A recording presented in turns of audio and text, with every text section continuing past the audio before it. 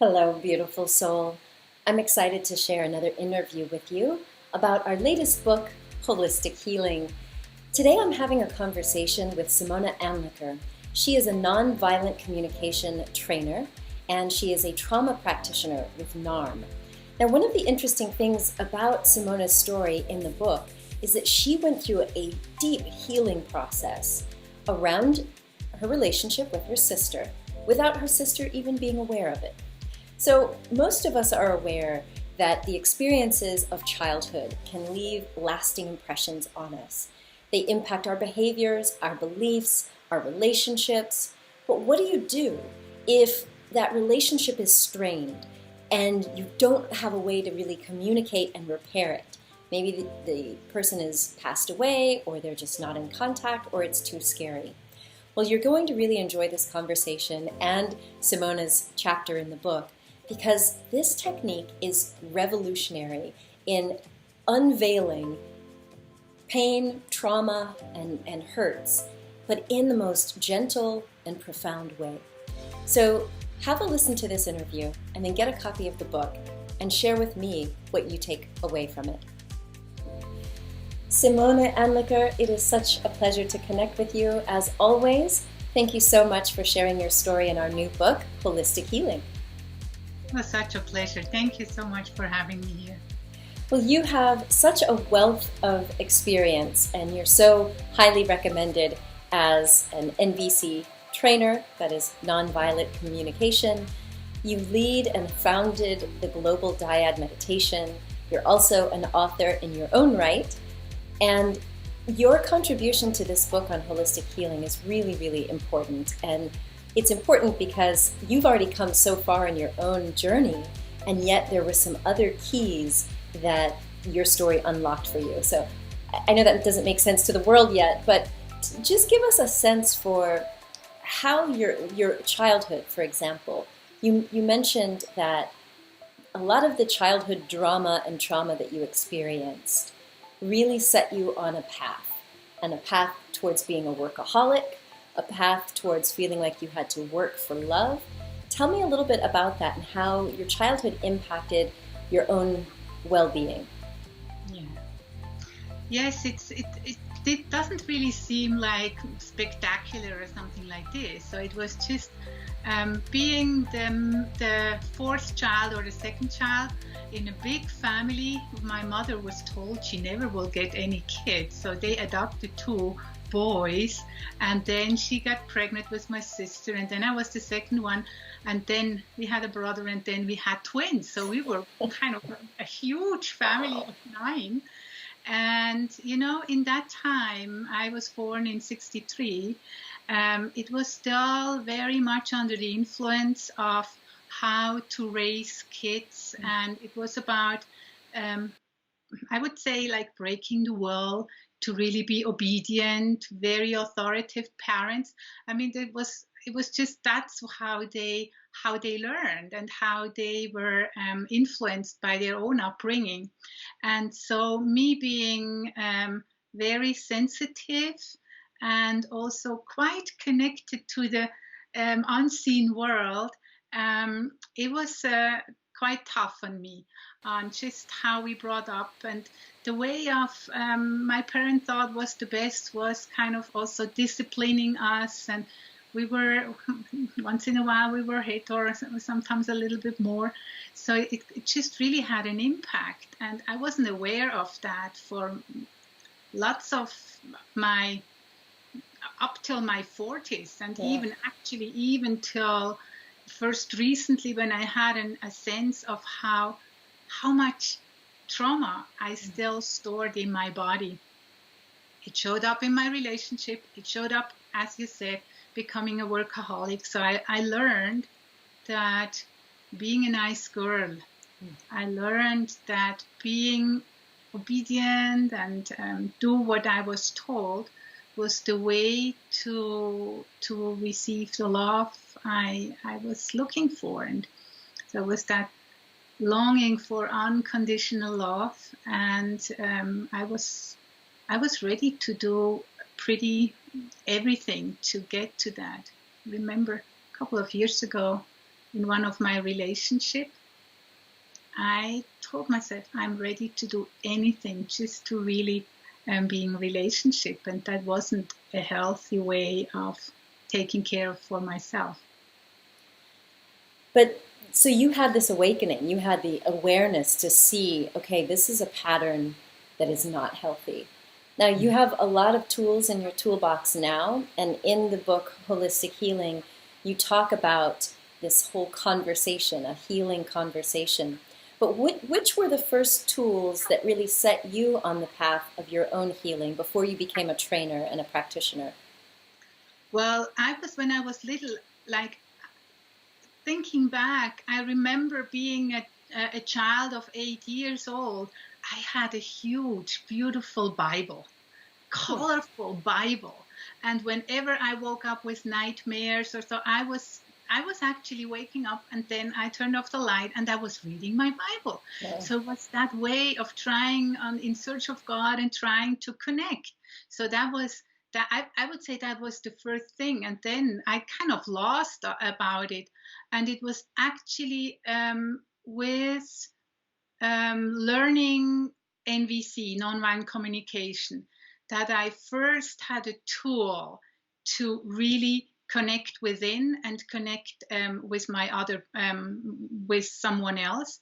Even though, and that's interesting, I had an awakening experience when I was just before my 30s, listening to my father and my sister talking about reincarnation. And just the word by itself was, wow.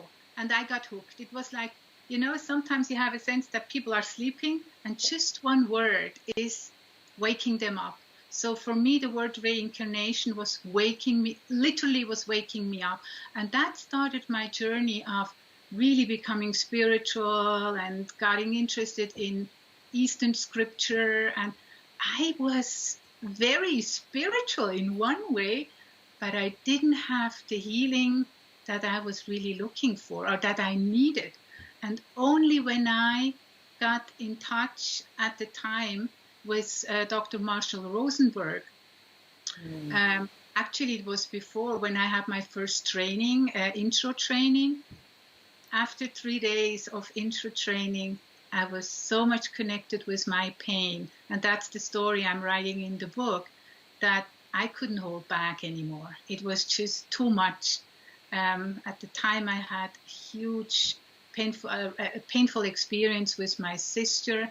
We didn't connect at all. We were really... So when I learned about NVC, it was the healing journey that started. Yeah. Before I studied the law, I knew what was right and wrong. I became a master of law and all that. But the healing journey actually started with me being connected with nonviolent communication and the work of Dr. Marshall Rosenberg. Well, I'd love for you to describe that for anyone who is not familiar with NVC. But before we get there, I want to just highlight something. So you talked about your spiritual life all the way back in childhood, reading the Bible. And I suspect, like so many of us, we have these painful experiences, and it's natural for us to look outside of ourselves for some sort of support or relief. And oftentimes we are praying to God or to angels. And that can sometimes be what some people call a spiritual bypass. We go into the spiritual realm hoping for relief, and yet those traumatic wounds from our childhood are never addressed. I just want to highlight that because I think it's so important that we need both. It is. I mean, you know, through my journey, now I'm also a trauma therapist. So when I realized that there is still so much trauma inside of me, I was really curious. So I became a NARM practitioner and got to know all into the trauma, and even with the nonviolent communication and being able to connect within me and with other people. It wasn't that depth of a healing I experienced. And there I really experienced, or I learned, and I realized what you just say, this bypassing, it has actually also to do with our development, with the developmental trauma, that for some people, the bypassing and becoming really spiritual is not really arriving here on planet Earth. And it's a survival structure. It helps us to survive, to not really being here and kind of somewhere, we could even say a little bit spiritual dissociate. Yeah. Because we're not fully here, because to be here is just too painful. And so, yes, I had in other books I was writing about this, stories about myself of going away, and I always saw those angels, and I was also in this other realm, which made me feel safe and made me feel protected. Yeah. And we do often need that. I mean, there's no shame in dissociating, particularly if someone has been enduring trauma and there's no rescuer, savior, or help or relief.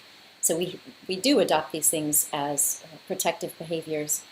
I would love for you to talk a little bit about nonviolent communication, because when I first discovered it, it was like the same kind of light bulb moment, like, oh, such clear, honest communication that allows us to really tap into our deepest feelings, because many of us didn't grow up in families where we were allowed to share honestly, or we just didn't even have it modeled for us. How can you share tender or painful feelings without it coming across as an attack, for example?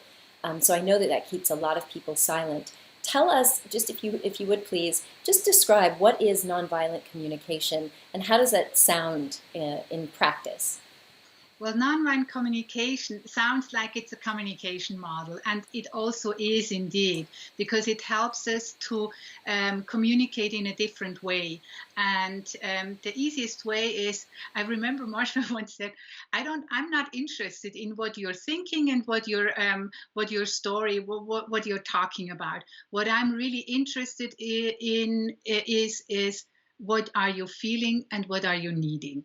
So the focus, and I think that's the revelation, what Marshall brought down, is kind of focusing instead of evaluating and blaming and judging and kind of trying to give answers and to what a person is saying. I want to really deeply understand where that person comes from. So he made a link that he said, well, whatever we express, whatever we do in life is always an attempt to fulfill needs. Mm-hmm. So he focused on needs being, you could say needs are values, or needs are something that we really need to feel happy. During my studies of NVC and just also developing kind of what I call today, like I call it the spiritual NVC approach, is I realized I am actually my needs. So if we talk about freedom, if we talk about love, if we talk about appreciation, these are all qualities that are part of my being. And the moment those qualities are kind of not being met by either myself or from the outer, I do react. And then when I react, I have feelings, and it hurts. It's painful. I'm maybe disappointed or things like this. But the disappointment, the hurt, is normally we would say I connect my feeling disappointed by something you have said or something you have done. And Marshall said, and this, I thought this was like, wow, such a freeing aspect. It's not about what you're doing, what you're saying, that I feel like maybe sad or feeling hurt. It's because whatever happens, my needs are not being met, and it's actually something that happens inside of me. So that creates a freedom of not to be dependent on, I don't want to change your behavior to make me feel better. Otherwise, we have this dependency and codependency. So really connecting what's happening with needs, with my values, with who I really am, and then come from that space, and then having a way to communicate if things are not the way I'd like them to really first self-connect, be in that place of deeply knowing and feeling what is important to me, and then communicate from that space. And it makes it easier then also to listen to more difficult things you might say. Whatever comes out of your mouth is also about what you're feeling and what you're needing. So it's that way of trying to communicate in a different way. And like one of the magical questions in NVC is, what do you need? What is it that you need? You know, can we make it super practical? So Yes. let's just assume then. What I normally like to say, it's kind of those sentences when I blame, when I put, or I kind of, instead of, I would say, oh, come on, you just don't listen to me. It's like talking up to a wall. I don't have a sense that I'm really understood. So I blame it on you. So actually what I'm saying is that, hey, it's just really painful right now. And I so much value that we listen to each other and deeply understand where we're coming from. So, for example, could we sit down and talk about it? So in that sense, I'm going through what we call like the steps. There's an observation, then there is what's happening inside of me. When what happens out here, I'm seeing you maybe just watching something else, you watch out of the window, and I'm just, hey, listen, it's just really painful, and I love to be heard with what's so important to me. Are you willing to take a moment and sit down, and then let's talk about it? Instead of, oh, come on, you're just not listening to me, you're just not interested, which makes it really hard for you to kind of stay open-hearted and willing to really sit down with me and have a look at it.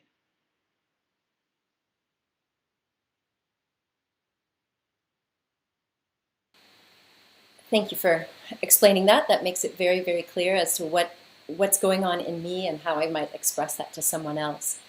Well, in the book, in Holistic Healing, you talk about one of these experiences with nonviolent communication, and the way you describe how the facilitator just created this spaciousness for you to have this conversation with your sister.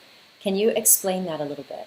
Yes, this was kind of, when I first experienced it, I was, oh my God, that was the reason why I really wanted to become a trainer. Because the thing was, I had so much pain inside of me towards my sister, but at the time, I didn't have access to her. We were kind of not able to talk and to connect with each other. So it was just, it came up in the training, in that intro training. I was so much in pain. I was crying a lot. It was like just an outburst of mourning and sadness that came. And then I was willing to do anything. I just wanted this pain to stop because it was excruciating. And then my trainer at the time, she said, well, let's have she called it a coaching, but actually it was one of those very famous healing dialogues. Marshall was, the way he was listening and the way he was interacting with someone. So what we did, we came together, and she was, it's not role playing, but she went into the energy of my sister. So it's more like a role being. And she invited me to say and express whatever there was that made me feel that pain I carry in me without having to apply any NVC language, just whatever was there. So I was allowed to express all the pain, all the hurt, all the frustration, all the anger. And she was just there receiving it in the role of my sister, with an open heart, being compassionate, being empathic, sometimes reflecting back what she heard. And by doing this, I could just get all the load that was in my system, I could get it out there. And after a while, when everything was said, she asked me, well, would you like to hear how this is for me, how I'm receiving what I'm hearing from you? And that was the moment when I was open to really deeply listen to what her side was, which was the side of my sister. And so in that role being kind of almost like a little bit of channeling my sister, and it made so much sense, whatever she said, she was in that energy, and she talked about her needs and about her feelings about in our what our relationship was about. And it was like heart opening on my side, so I was able to express all my pain I was received for that.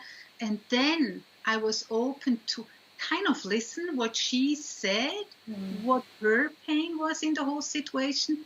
And so this being fully heard, and also being able to hear the other one fully, changed completely. So there was, I would say, there was in that moment, there was reconciliation was happening.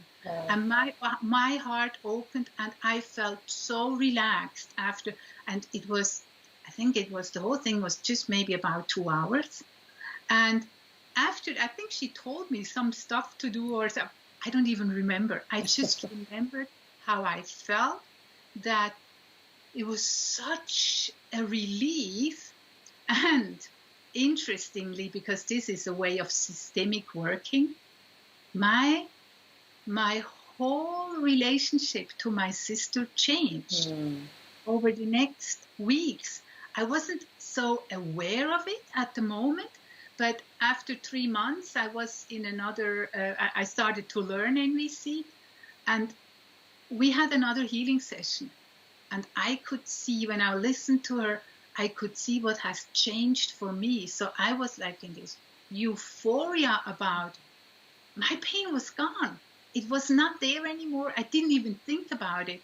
And really beautifully, my sister and I, we reconnected, and we're best friends today.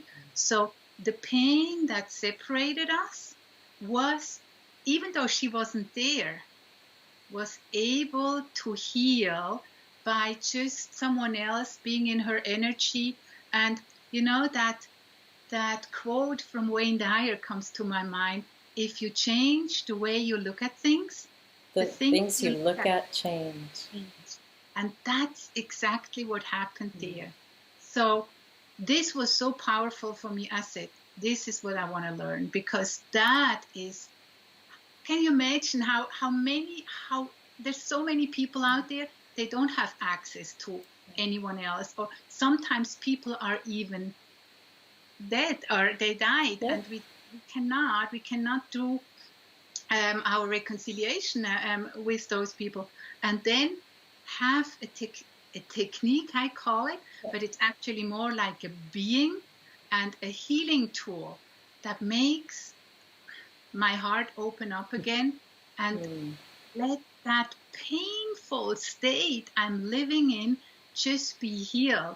I mean, I said, this is something that has to go out there, and I want to learn how this works, and I want to teach people how to do this. And now you're actually facilitating this on an ongoing basis, totally for free, and I've got to experience it. It is powerful. So explain a little bit about how you've taken nonviolent communication and these healing conversations and married it into what you call the global dyad meditation that takes part on Zoom, and it's truly transformational and healing. It is. The dyad meditation, or the global dyad meditation, is actually something that was developed in the by Charles Berner in the 68, and he called it the Enlightenment technique. So that's the origin. But I learned it from my dear friend Robert Gonzalez, who is an NVC trainer, and he brought NVC to a spiritual level and really a felt sense. So it's not just a concept, but really on a felt sense level, energetic level. And he combined the dyad meditation and NVC techniques. And So I took all this in 2017 and was inspired to bring that online. And what the diet is, two people are coming together and we have questions. One person is asking a question and the other person is just being present without interacting like what we normally do. We're nodding and smiling. But the diet is just, I'm there, present with you. And giving you an instruction or an invitation or a question, and you have that moment of going inside, closing your eyes and listening deeply within, and in the presence of another, I say of a soul companion, which I really truly believe we are all soul companions. In the presence of a soul companion, you're able to focus and go inside, and whatever emerges is being shared into that space. I call it a safe, sacred space, because it's not commented on. I'm not going to relate to it, or it's just being held in that space, truly who you are, by expressing what emerges. And for the listener, we're not commenting, we're not trying to give advice, we're not trying to calm you down or soothe you or show that we feel sympathy. We're just present and listening.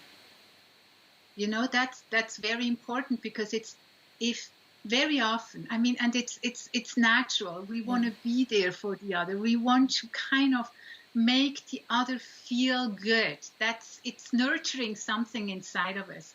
But what we do in the diet, we're completely trusting the process, that just by me being present with you and holding the space, you have, I say, like, you have the whole stage, and you can unfold on that stage, and you can, healing happens, healing, reconnecting happens in the presence of another human being. And there is actually no need for me to kind of interact with you and trying to do something. So it's really relaxing. It's like, here we are, I'm here for you in that space we share together, and you can go inside.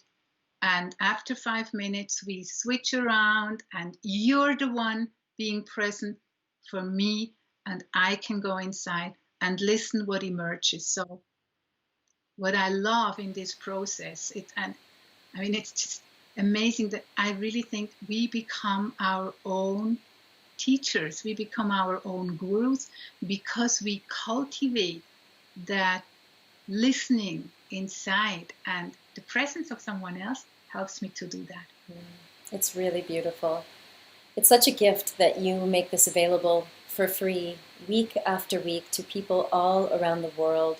So if you're curious about experiencing this deep level of being seen and presenced, visit globaldyadmeditation.org so you can sign up and take part. So Simone, the other thing that I'm really grateful for is that in addition to your healing conversation, you share in this book, in Holistic Healing, how some of your clients have had their own transformations in very different ways, also with people, I think it was a woman's son who had passed away. And that, what you mirrored back to her, was so comforting and reassuring that it transformed her grieving process. It was the first time, and I thought, well, if we can do this with people being alive, because I think they're all still here, it's just a different dimension. So she was, when I met her at that time, she was so much in pain because her son actually committed suicide. And I think the only thing he left was, don't reanimate me, or I don't even remember exactly but she was so much in pain because she didn't have access. She didn't know she grew up very Christian. So it was still that way of, if someone commits suicide, he's going to hell. So it's kind of all that pressure that was there. And at the time we were in India. at a group living with my spiritual teacher, and one of my friends, she knew that I do this healing conversation, told her, talk to Simone. I imagine that she can just help you. So we had a healing conversation, and she was expressing all her pain. I was in the energy of her son, and there was, I mean, it even brings almost tears to my eyes right now. There was just pure love coming through. And it was there, almost tangible. So there was love.